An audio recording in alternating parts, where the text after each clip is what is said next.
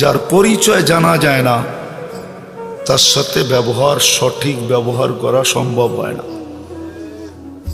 যার পরিচয় জানা না যায় তার সাথে সঠিক ব্যবহার করা যায় না।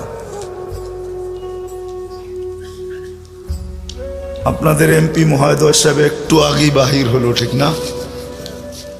কিন্তু পাগড়ি যখন মাথায় দিলেন, টুপি মাথায়, পাগড়ি, দাড়ি, আবার মেহেন্দিও লাগানো, ঠিক না? যে অবস্থায় বাহির হলেন, যে না চিনে সে মনে করবে কোনো মক্তবের হুজুর, নাইলে কোনো মসজিদের ইমাম। এতটুকুই তো। সে যে বাংলাদেশের ন্যাশনাল অ্যাসেম্বলির একজন মেম্বার, কেউ জানবে না যদি না চিনে, ঠিক না? কি বলেন? এই জন্য পরিচয় না জানা পর্যন্ত ব্যবহার সম্ভব হয় না। আবার পরিচয় জানার সাথে সাথে পরিচিত ব্যক্তিটার কতটুকু আমি প্রয়োজন রাখি এটাও জানা উচিত। দুটেই জানা উচিত, তখন যে সঠিক ব্যবহার হয়। আমি কতটুকু প্রয়োজন রাখি, তার পরিচয় কি, আর আমি কতটুকু প্রয়োজন রাখি, দুটা বিষয়। কিন্তু আমাদের নবীজির শান জানা আমাদের দরকার। যদি না জানি, আজকে মুসলমান নবীজির শান না জানার কারণে, না শোনার কারণে, না চর্চা করার কারণে, হায় হায়, যেখানে কোনোদিন ভাবা যেত না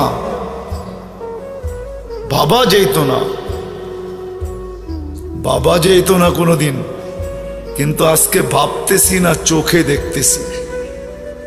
যেখানে কোনোদিন ভাবাও যেত না, কিন্তু আজকে চোখে দেখতেছি আমরা। শুধু রাসূলুল্লাহ সাল্লাল্লাহু আলাইহি ওয়াসাল্লামের শান না জানার কারণে, পরিচিতি না জানার কারণে, আমি কতটুকু প্রয়োজন রাখি এটা না জানার কারণে আজকে আগাছা তৈরি হইতেছে, ঠিক না? বোঝেন তো আমার কথা? বোঝেন তো? আগাছা তৈরি হইতেছে। লোকাল আগাছা হইতো তাহলে মেনা নিতাম, কিন্তু ইম্পোর্টেড আগাছা, বাহির দেশের থেকে আইসা, ভিন দেশের থেকে আইসা আমাদের দেশে আগাছা তৈরি হইতেছে। আমাদের দেশের পরিবেশ নষ্ট হইতেছে। আমাদের দেশে কি বলে, শান্তি শৃঙ্খলা, এগুলো সব বিনষ্ট হওয়ার পথে চলতেছে, শুধুই আগাছার কারণে। যা হোক, যেটা আমি বুঝাইতে চাইতেছিলাম, আমি ভাবতেও ছিলাম যে এটাই হওয়া উচিত আজকে, কিন্তু আয়েশা দেখলাম যে না, রাসূলুল্লাহ সাল্লাল্লাহু আলাইহি ওয়াসাল্লামের শানের সম্মেলন।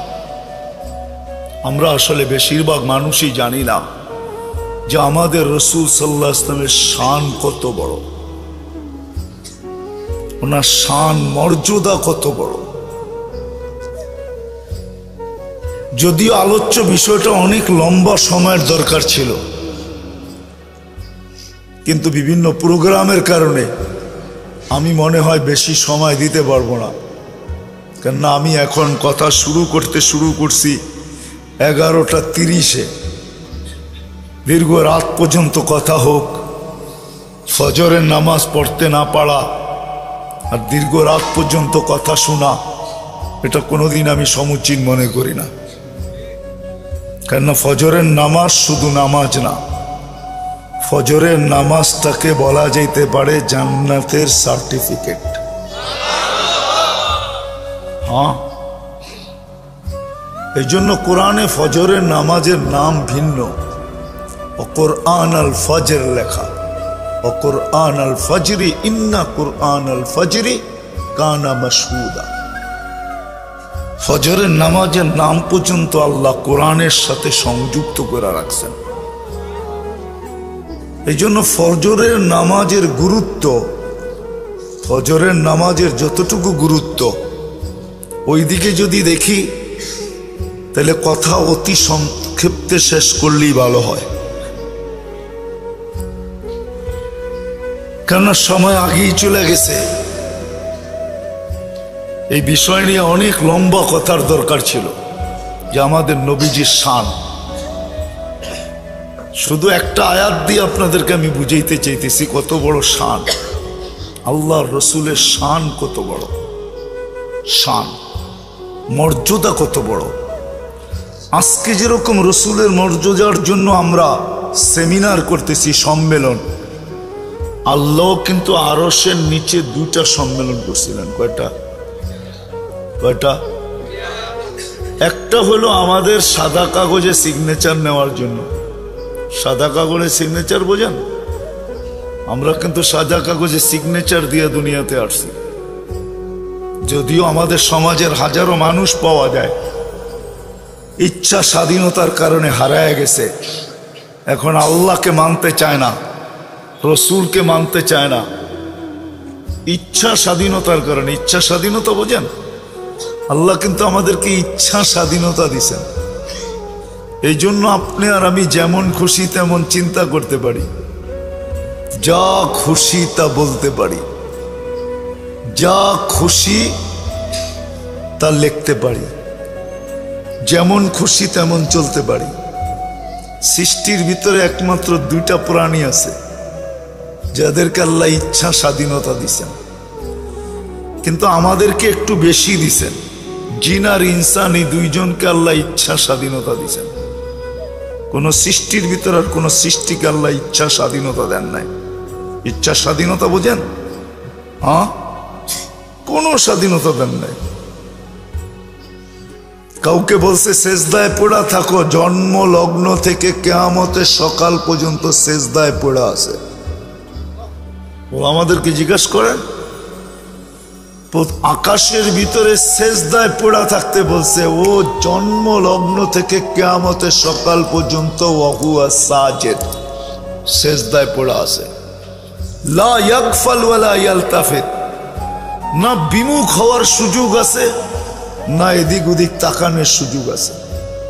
আল্লাহকে বাধ্য করছেন, আমাদেরকে ইচ্ছা স্বাধীনতা দিচ্ছেন। এই জন্য আমরা যা খুশি তা বলতে পারি। বলেন, সারাদিন মানুষ সবচেয়ে বেশি গালি কাকে দেয় জানেন? কাকে? আল্লাহকে।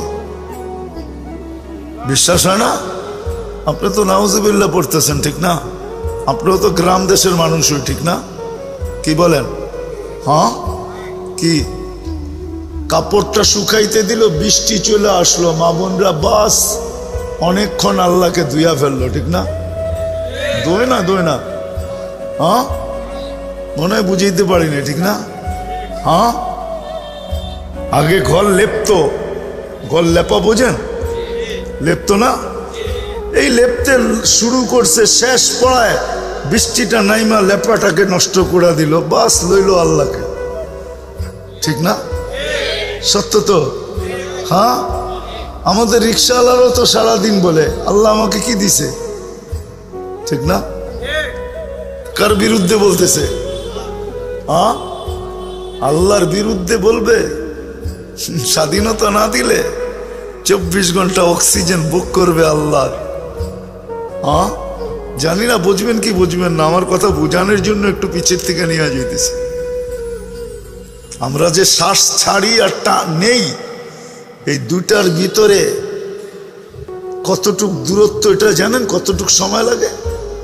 হ্যাঁ, কতটুক জানেন? হ্যাঁ, ন্যানো সেকেন্ড বলে আরেকটা আছে, ন্যানোর থেকেও কম। এতটুক সময় লাগে, 1 সেকেন্ডেরও কয়েক ভাগের 1 ভাগ লাগে ছাড়তে আর টানতে। আমরা নেই পিউরটা, যখন ছাড়ি তো এটা 100% দূষিত, বিষ বলতে পারে। আমাদের স্বাস্থ্যের জন্য এটা বিষ। কিন্তু এই ছাড়া টানার ভিতরে হলো এক সেকেন্ডেরও কয়েক ভাগের এক ভাগ মাত্র সেকেন্ড। এতটুক সেকেন্ডের ভিতরে আমি যে 270টা ছাড়লাম, আল্লাহ কুদরত দিয়া রিফাইন করেন, পিওর বানান, আবার আমাকে ওটা দিতে দেন। যে আল্লাহ আপনার আমার এতটুকু খেয়াল রাখে, আপনি আল্লাহর বিরুদ্ধে বলবেন? শ্বাসে শ্বাসে আমরা আল্লাহর মুহতাজ। বালুকার মানুষ 1 মিনিটের জন্য যদি বালুকায়, বৎসরে 1 মিনিটের জন্য যদি আল্লাহ অক্সিজেন শূন্য করে দেয়, কোনো অসুবিধা হবে? কি হবে? হ্যাঁ, মরা মরা। এক যুবকও তো এটা ভাবে না। জিজ্ঞাসা করেন যুবকদেরকে, একজনও ভাবে কিনা যে সারা বৎসরে যদি 1 মিনিটের জন্য আল্লাহ অক্সিজেন নেওয়া যায়, তাইলে আমি করবো তো করবো কি, বাঁচবো তো বাঁচবো কি করে? যে আল্লাহ আমাকে 1 সেকেন্ডের জন্য অক্সিজেন আমার থেকে গায়েব করেন না, দূরে সরতে দেন না, ওই আল্লাহকে আমি কতদিন, কয়দিন মনের থেকে, প্রাণের থেকে, ভিতর থেকে, অন্তর থেকে কয়দিন আমি জোরে আল্লাহ বলে ডাক দিছি, আল্লাহ। একজন যুবক আমাকে হাত উঠায় বলো যে আমি প্রতি বৎসরে এতবার, ডেলি এতবার, সপ্তাহে এতবার, মাসে এতবার, পুরো বৎসরে এতবার। বালুকার যুবক তো পাওয়া যাবে সারা বৎসরও একবার আল্লাহ বলে ডাক দেয় না। আল্লাহ বলে একটা চিৎকার। আল্লাহ যদি বলে এত জোরে ডাকিস কেন, বলছে আল্লাহ আপনি অক্সিজেন দেন, পয়সা একটাও নেন না, এত দয়া। মন চাইলো আপনাকে একবার মনের থেকে ডাকি। কয়জন আছে? যাক, কথা লম্বা হয়ে যাবে। আল্লাহ আমাদেরকে, আমরা সাদা কাগজে সিগনেচার দেওয়ার জন্য একটা সেমিনার ছিল, সবাই আমরা ছিলাম। আলাস্তু বিরব্বিকুম। আল্লাহ জানেন দুনিয়াতে আসার পরে সবাই ভুলে যাবে। ফেরেশতারা আগেই বলছিল এই জন্য, আতাজালু ফিহা মান ইউফসিদু ফিহা ওয়া ইয়াসফিকুদ দিমা। কেন বানাবেন? আতাজালু ফিহা মান ইউফসিদু ফিহা, যারা আপনাকে সর্ব আগে ভুলে যাবে, আপনার বিরোধিতা করবে, আপনার বিরুদ্ধে চলবে। আল্লাহর বিরুদ্ধে চলার নামই ফাসাদ। আল্লাহর বিরুদ্ধে চলার নাম কি? কি? ফাসাদ। এটার নামই ফাসাদ। আল্লাহর বিরুদ্ধে চলা। আপনার বিরুদ্ধে চলবে, কেন বানাবেন? ফেরেশতাদের উক্তি আগে এটাই ছিল। আল্লাহও জানে সবকিছু পাওয়ার পরে হারায়া যাবে বেশিরভাগই। আজকে যেরকম বেশিরভাগ হারানো। হায় এই মুসলমান যদি, আমি তো বলি জানি না বুঝে আসবে কি বাসবে না। হায় হায় হায় হায়, এই উম্মতের থেকে আল্লাহ বেশি বন্দেগি চান নাই, বেশি বন্দেগি না, বেশি বন্দেগি চান নাই, বেশি চান নাই। এই উম্মতকে আল্লাহ হিসাব কিতাব নিতে চান না। যদি উম্মত একটু কাজ করে, একটু, কোনো হিসাব কিতাব হবে না এই উম্মতের। বিশ্বাস হয় না আপনার? দেখাবো। প্রথম তো আমাদেরকে অল্প বয়স দিছেন এই কথা ভাইবা যে তোমরা প্রিয় পাত্রকে বেশি পরিশ্রম করানো হয় না, তোমাদেরকে আমি বেশি পরিশ্রম করাইতে চাই না, এই জন্য 60-70 বছর বয়স দিলাম। মনে হয় বুঝাইতে পারি নাই। প্রিয় পাত্র বেশি খাটে না, পরিশ্রম করানো হয় না, 60-70 বছর দিলাম। এটা দিয়েও মনে হয় আল্লাহ ভাবছেন বেশি দিয়া দিছেন, এই জন্য আল্লাহ প্রথমে 15 বছর মাফ করে দিছেন। যতক্ষণ পর্যন্ত প্রাপ্ত বয়স্ক না হয় ততক্ষণ পর্যন্ত হিসাব কিতাবের খাতা খোলা হয় না। মাফ। প্রাপ্ত প্রাপ্তবয়স্ক হওয়ার পরের থেকে হিসাব কিতাব শুরু হয়। এই 15 বছর মাফ কি রইল কত, 60-এর থেকে 45, ঠিক না? আল্লাহ ভাবতেছেন এইটুকু মনে হয় বেশি, এই জন্য আবার 4 ভাগের 1 ভাগ মাফ করে দিয়েছেন। যতক্ষণ আমরা ঘুমাই, কমসে কম 6 ঘন্টা ঘুমাই, এই 6 ঘন্টা কলম আমাদের বিরুদ্ধে কিচ্ছু লেখে না, কিচ্ছু লেখে না। তারপরে যেটুক থেকে যায় এটুক হলো প্রস্তুতি নেওয়ার বিষয়। এটুকু হলো কি প্রস্তুতি? প্রস্তুতি বুঝেন? কারণ আমরা আল্লাহর কাছে চলে যাব, প্রস্তুতি নিয়েই যেতে হবে। প্রস্তুতিবিহীন গেলে চলবে না। প্রস্তুতিবিহীন গেলে লাতুসআলুন্না আনিন নাঈমের সম্মুখীন হইতে হবে, সর্বনেয়ামতের হিসাব কিতাব চুকাইতে হবে। ডেলি 550 লিটার অক্সিজেন, মাসে 16,500 লিটার অক্সিজেন নেই। ডেলি 1,60,000 বার শ্বাস প্রশ্বাস নেই। সমস্ত নেয়ামতের হিসাব কিতাব দিতে হবে সম্মুখীন। আর যদি প্রস্তুতি নিয়ে গেল তো কিচ্ছু দিতে হবে না। কি কিচ্ছু দিতে হবে না, যেটা বেঁচে গেল ওইটাই প্রস্তুতি। কিন্তু আল্লাহর কাছে মনে হয় এটাও কঠিন হয়ে গেছে যে তারপরে এত লম্বা সময় খাটবে এরা। আল্লাহ ভালোবাসায় বিদায় ঘোষণা দিয়ে দিয়েছেন, ইয়াফু আন কাসির, তোমাদের হিসাব কিতাব বেশি নিমু না, অনেকগুলোই মাফ করে দিতেছি। ইয়াফু আন কাসির, অনেকগুলো এমনি মাফ করে দিতেছি। অনেকগুলো এমনি কি, বেশিরভাগ এমনি কি মাফ। যা থাইকা গেল আল্লাহকে যদি বলি যা রয়ে গেল ওটা মাফ করবেন কখন? তাইলে আর ভালোবাসা কি হলো? যদি পুরাটাই মাফ না করলেন তাইলে আর বাকি রইল কি? ভালোবাসা হইল কি? তো আল্লাহ ঘোষণা দিতেছে, দুইজনে মিলে হাত মিলাইবা কিছু মাফ করে দেবেন। জিজ্ঞেস করেন মুসাফা করলে গুনাহ মাফ হয় কিনা? মসজিদের দিকে হাইটা যাবা, গুনাহ মাফ করে দেবেন। বিভিন্ন ক্ষেত্রে গুনাহ মাফের ঘোষণা আছে। বিভিন্ন ক্ষেত্রে রুগী দেখতে যাবা, গুনাহ মাফ করে দেবেন। মুসলমান ভাইয়ের সাথে সাক্ষাৎ করতে যাবা, গুনাহ মাফ করে দেবেন। বিভিন্ন ক্ষেত্রে মাফ। তারপরে যদি বাকি থেকে যায় তো বলে সিস্টেম আমি বানায় দিতেছি, নমাজের জন্য আসতে দেরি, গুনাহ মধ্যবর্তী সময়ের গুনাহ মাফ করতে দেরি করবো না। তারপরও যদি কিছু থেকে যায় তো জুমার দিন পা দিতে দেরি, পুরা সপ্তাহটা মাফ করতে দেরি করবো না। তারপরেও যদি কিছু থেকে যায় তো রমজানে পা দিতে দেরি, পুরাটা মাফ করতে দেরি করবো না। 1 বৎসরের পুরাটা মাফ করতে দেরি করবো না। আল্লাহকে যদি প্রশ্ন করি 1 বৎসর এটা মাফ করবেন, বুঝবো কি করে? তুই বুঝি দেখিস না রমজানে 10 দিন তো এই জন্যই নির্ধারিত যে আমি মাফ করবো, মাগফিরা, ঠিক না? কিসের জন্য?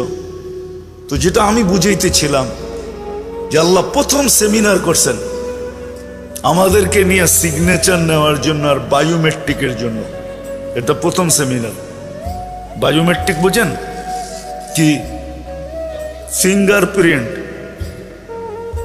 আমরা যতই স্বাধীনতা পায় লম্বা লম্বা কথা বলি না, সব কথা সাইজ হয়ে যাবে। আল্লাহ সিগনেচারও দেখায় দিবে, বায়োমেট্রিকও মিলাইয়া দিবে, তারপরে ধরবে। এটা ছিল একটা সেমিনার। আরেকটা সেমিনার ছিল, এখানে আমরা ছিলাম না, শুধু নবীরা ছিলেন, রসুলরা ছিলেন। লাম্মা আখাযাল্লাহু মিসাকান নাবিয়্যিন, নবী রসুলদের থেকে যখন আল্লাহ প্রতিশ্রুতি নেন, মুহাম্মদুর রাসূলুল্লাহ সাল্লাল্লাহু আলাইহি ওয়াসাল্লামের ওই সেমিনার ছিল শানে রিসালাতের জন্য। শানে রিসালাত, আমাদের নবীজির শানের জন্য ছিল ওই সেমিনার। বক্তা আল্লাহ ছিলেন, আলোচ্য বিষয় কোরআন বলে আমাদের নবীজির শান ছিল। শান মর্যাদা। দ্বিতীয় সেমিনার সম্মেলন ছিল, কোরআন বলে লাম্মা আখাযাল্লাহু মিসাকান নাবিয়্যিন লাম্মা আতাইতুকুমুল কিতাবা ওয়াল হিকমা সুম্মা ইয়াতিকুম রাসূল। আল্লাহ সেমিনার করছেন, নিজে বক্তৃতা দিছেন, নবীদের থেকে রসূলদের থেকে সেমিনারের মাধ্যমে আল্লাহ আমাদের নবীজির শানের জন্য আল্লাহ সেমিনার করেন। তাহলে এবার ভাবেন আপনি যার উম্মত, ওই রসুলের শান কত বড়, কত বড় মর্যাদা। রাসূলুল্লাহ সাল্লাল্লাহু আলাইহি ওয়াসাল্লামের শান মর্যাদা শুধু শুধু তো আল্লাহ বলেন না ওয়া রাফা'না লাকা যিকরাক। আমরা আর কি আল্লাহ রসুলের শান বয়ান করব? যদিও আমার জীবনের আলোচ্য বিষয় হলো রসুলের পরিচয় পরিচিতি।